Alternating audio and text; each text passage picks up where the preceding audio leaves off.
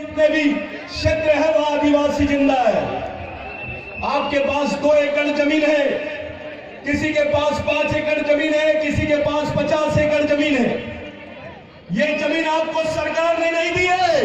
अरे टंट्या मामा ने तो सरकार को भी जमीन दिया है, केवल आदिवासियों को नहीं, सरकार को भी जमीन दिया है।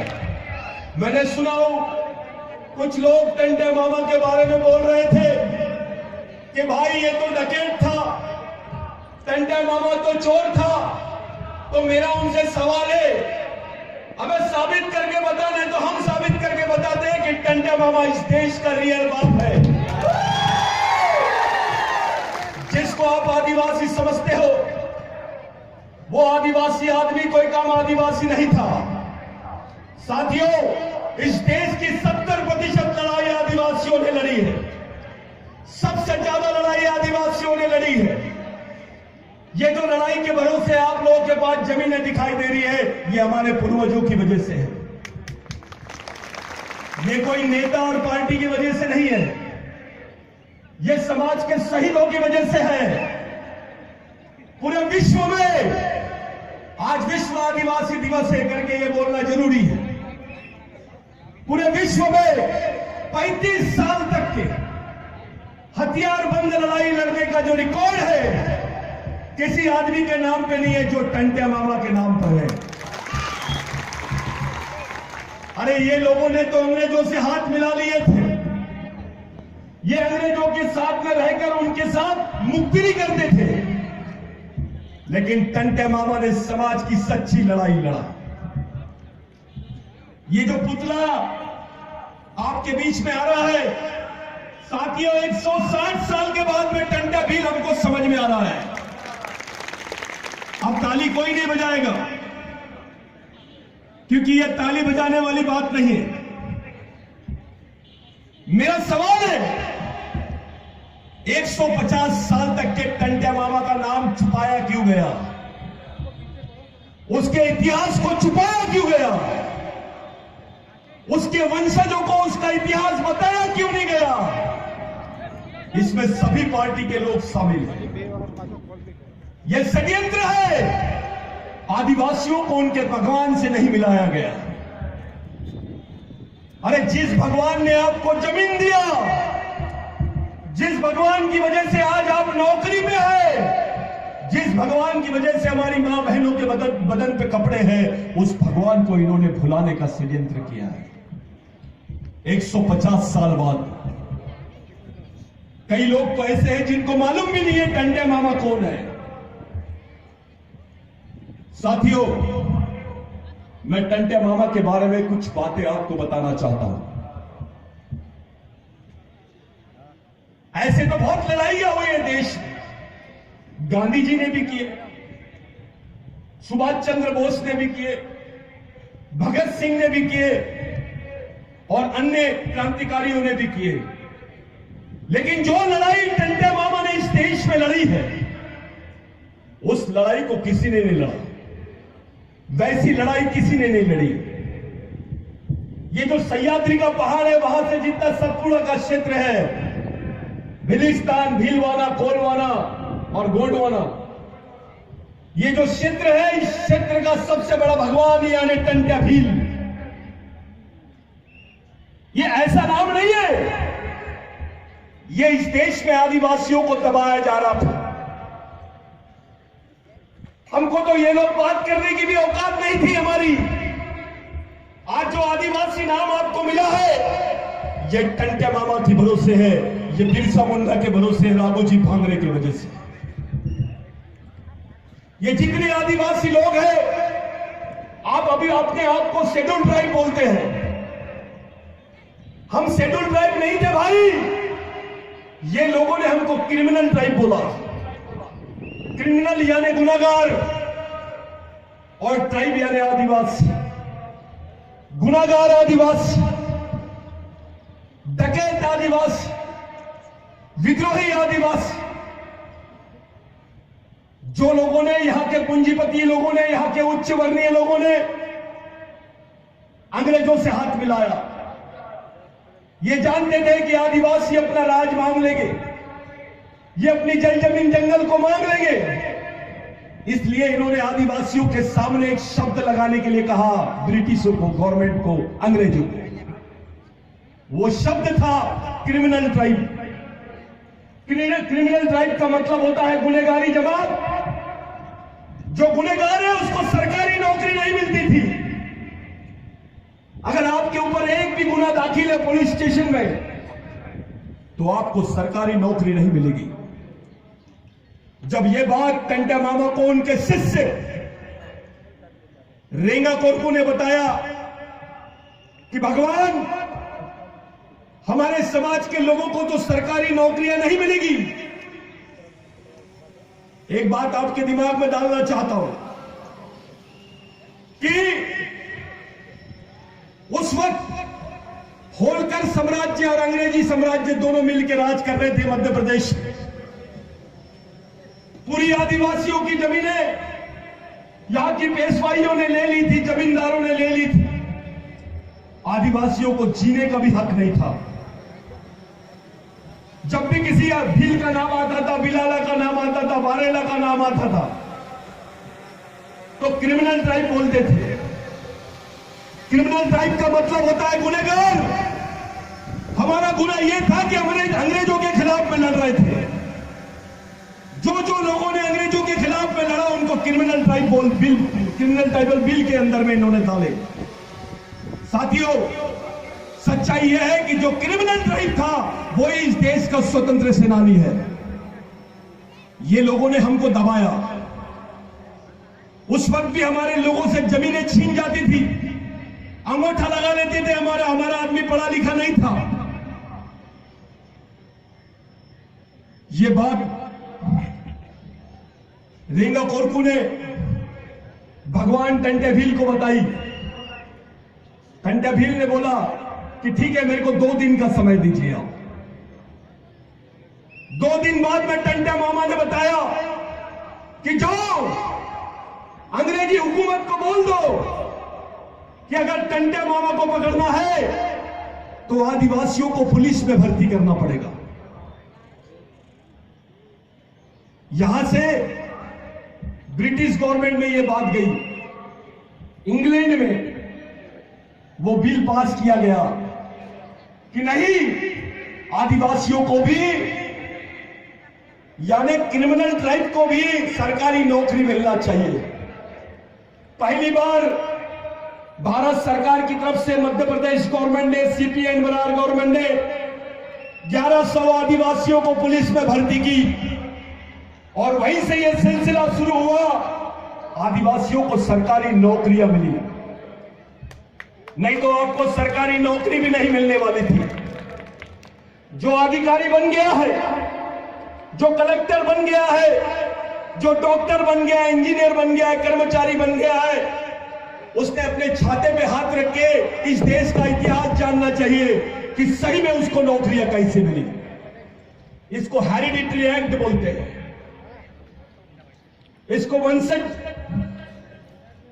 इसका बाप चोर है तो लड़का भी चोर, बेटा डकैत है तो लड़का भी डकैत। ऐसा भीलों को, गोंडों को, महादेव कोड़ियों को, बारेला को, बिलाला को ऐसा बोला जाता था। ये लोग कुछ किया, अगर किसी उच्च वर्णीय आदमी ने कुछ किया तो वो स्वतंत्र सेनानी, और आदिवासियों ने कुछ किया तो वो क्रिमिनल ट्राइब। ये ब्रिटिश गवर्नमेंट ने क्रिमिनल ट्राइब को देखते से ही मारने का बिल पास कर दिया था। यानी एक भी आदिवासी दिखा तो उसको गोली से मार दो। ऐसा बिल देश में किसी जमात के खिलाफ में पास नहीं किया गया जो आदिवासियों के खिलाफ में पास किया गया। ये बिल खत्म हुआ इस देश में, टंटा मामा की मेहरबानी है। आप जो आज नौकरी पे हो, पढ़ाई कर रहे हो, स्कॉलरशिप कर रहे हो, ले रहे हो, डॉक्टर बन रहे हो, इंजीनियर बन रहे हो, खेतियां मिल रही है आपको, वन जमीन के पट्टे बांट रही है गवर्नमेंट। ये गवर्नमेंट अभी बांट रही है। हमारे टंटा मामा ने तो 150 साल पहले बांट दिया था हमको। ये टंटा मामा, ये जो नाम है, ये आदिवासियों का भगवान है। भगवान से बड़ी चीज है। साथियों, एक आध राजा है, और राजा आपको जमीन दे रहा है तो ये कोई खास बात नहीं है, क्योंकि उसके पास जमीन है, वो राजा है। लेकिन टंटे मामा ने तो आपकी जमीन यहां के जमींदारों से छीना और आपको लौटाया है। डबल काम किया है। ये काम कौन से भगवान ने आपके लिए किया है, मेरे को बताइए। कौन से भगवान ने किया आपके लिए? दूसरों से जमीन छीनकर आदिवासियों को जमीन लौटाना। ये जो 5वीं अनुसूची की आप लोग बात कर रहे हैं, ये टंटे मामा की आंदोलन का हिस्सा है। उस वक्त टंटे मामा आदिवासियों को मालिक बोला करते थे। मालिक होता है यानी यहां का मालिक, यहां की जल जमीन जंगल का मालिक। मालिक यानी आदिवासी, मूल निवासी। ये लोग षड्यंत्र रच रहे हैं। ये आदिवासी को ही खत्म करना चाहते हैं। कोई आदिवासी को पहले ये लोग मूल निवासी बोलते थे, अब आदिवासियों को आदिवासी बोलने लगे थे। अब कुछ लोग अल्प बुद्धि के लोग जो इस जमीन पे कब्जा मारना चाहते हैं, वो आदिवासियों को वनवासी बोल रहे हैं। और ऐसी चुपचाप रहेंगे हम तो 5 साल बाद स्वर्गवासी बोलेंगे। ताली बजाने वाली बात नहीं है। एक षड्यंत्र अपने आदिवासी समाज के साथ चल रहा है। ऐसे वक्त जब पूरे देश में आदिवासी समाज का जो क्षेत्र है वो चल रहा है, आजादी के 65 साल हो गए, अभी तक के हमको 5वीं अनुसूची के अधिकार नहीं मिले। आजादी के 65 साल हो गए, भारत सरकार ने अभी तक के टंटे मामा को इतिहास का हिस्सा नहीं बनाया। आज भी इनके रिकॉर्ड में टंटे मामा को क्रिमिनल टाइप बोला गया है, शहीद का दर्जा नहीं मिला। नहीं तो ऐसे कई आंडू पांडू आए, इनको इन्होंने यहां का शहीद क्रांतिकारी बना दिया। जिन्होंने उंगली भी नहीं कटाया, उनका नाम इन्होंने शहीदों की लिस्ट में रख दिया। लेकिन हमारी तो पूरी कौम की कौम अंग्रेजों के खिलाफ में लड़ी है, हमको कभी सर्टिफिकेट नहीं मिला। क्या हाल हो गए हमारे समाज का आदमी 2 वक्त की रोटी के लिए मोहताज हो गया। 10 एकड़ जमीन है लेकिन दूसरे राज्य में जाके मजदूरी करता है, उसको खाना नहीं मिलता है। इस देश में सबसे ज्यादा भूख से मरने वाला कौन? तो आदिवासी। इस देश में सबसे ज्यादा बेरोजगार कौन? तो आदिवासी। इस देश में सबसे ज्यादा जेल में कौन? तो आदिवासी। इस देश में सबसे ज्यादा गरीब कौन? तो आदिवासी। आदिवासी समाज को घेर के रख लिया गया है। कोई आवा बाबा आता है तो उसकी बात बड़ी जम के होती है। कोई भी आंडू पांडू आके हमारा नेता बनने की कोशिश करता है। अबे रामदेव बाबा को बोलो ना, आदिवासी समाज की महिला के जैसा 6 फीट का गड्ढा खोद दे, अभी पता चल जाएगा उसको योग किसको बोलते हैं। अबे हम उस कौम के लोग हैं जिसने मेहनत करे बगैर रोटी को हाथ नहीं लगाया है। हमारे आदिवासी आदमी ने कभी बेईमानी नहीं किया है। विश्व में सबसे ज्यादा अगर आदिवासी पहचाना जाता है तो ईमानदारी के लिए, मेहनत के लिए और संघर्ष के लिए। इनको ऐसा लग रहा है कि आदिवासी समाज है, इसको कैसे भी बेवकूफ बना देंगे, तो ये गलत फहमी दिमाग से निकाल दो। हमें सिर्फ 1 घंटा लगेगा आदिवासी बच्चे को टंटे भील बनने के लिए, बिरसा मुंडा बनने के लिए। आप सोच सकते हो जब एक टंटे भील ने पुलिस सरकार की ऐसी तैसी कर डाला था, इनके टंके लगा दिए थे, तो इतने सारे टंटे भील और बिरसा मुंडा है, क्या होगा इनका? किसी के भरोसे नहीं जीना है। हमको अपनी समाज की सामाजिक ताकत खड़ी करनी है।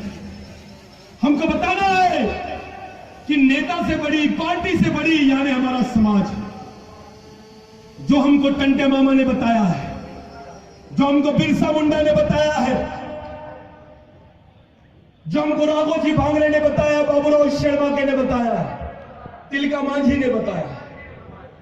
भाइयों, हम भटक गए थे, हम अपने भगवान के साथ बेईमान हो गए। 140 साल बाद में हमको पता चल रहा है कि हमारा बाप कौन है, हमारा भगवान कौन है, क्योंकि दबा के रखे थे। ये चाहते ही नहीं थे कि सही में इतिहास जो सच्चा इतिहास है वो आदिवासियों को समझ में आए। ये बताना ही नहीं चाहते थे आप। इसी प्रदेश में, इसी अलीराजपुर में आदिवासी लड़कियों को बेचा जाता है, मंडी लगती है उसकी। तब साला कोई आदमी बात नहीं करता है। अबे कौन से समाज की लड़की को बेचा जा रहा है? अब ये बर्दाश्त नहीं होगा। हमको बताना पड़ेगा कि हम टंटे मामा के खून के लोग हैं। हमको बेचने की तो छोड़, साले खरीदने की भी औकात नहीं है किसी की। हमारी मां बहनों को देखकर एक ऐसा माहौल बनाया जाता है कि ये आदिवासी समाज की लड़की है, इसके साथ कुछ भी कर दो, इसके समाज के लोग तो गांडू हैं। हमको साबित करना है कि ये समाज अब अपनी मां बहनों की रक्षा करने के लिए रास्ते पे आएगा, अपने अधिकारों की रक्षा करने के लिए रास्ते पे आएगा। ये किसी पार्टी पे निर्भर नहीं रहेगा, ये किसी नेता पे निर्भर नहीं रहेगा, ये हमारे शहीदों के विचारों का आंदोलन रहेगा। भाइयों, एक न्यूज और बताता हूं। अब हमारे आदिवासी भाई लोग जिनके पास काम नहीं है, बेचारे 800 रुपए में खून बेच रहे हैं, अपना खून बेचते हैं 800 रुपए में, और वो पैसे लाके अपने बच्चों के लिए राशन भरते हैं। ऐसी हालत आदिवासियों की क्यों है, दूसरों की क्यों नहीं है? 35% आदिवासी लोग राज्य को छोड़ के बेचारे दूसरे राज्य में चले गए, और दूसरे राज्य से लोग यहां बस रहे हैं, और यहां का आदिवासी दूसरे राज्य में जा रहा है। कहीं तो भी गड़बड़ है। ये आदिवासियों से मुक्त कराना चाहते हैं मध्य प्रदेश को, लेकिन हमको बताना है ये आदिवासियों का जल जमीन जंगल था, है और रहेगा। यहां आदिवासी ही राज कर सकता है। जो आदिवासियों की बात करेगा वही मध्य प्रदेश में राज करेगा। एक एक बच्चा, एक एक गांव, एक एक महिला अपने अपने गांव में जाकर इस बात को बताना है आपको कि ये सरकार, ये शासन प्रशासन सुप्रीम कोर्ट की भी नहीं मानता है।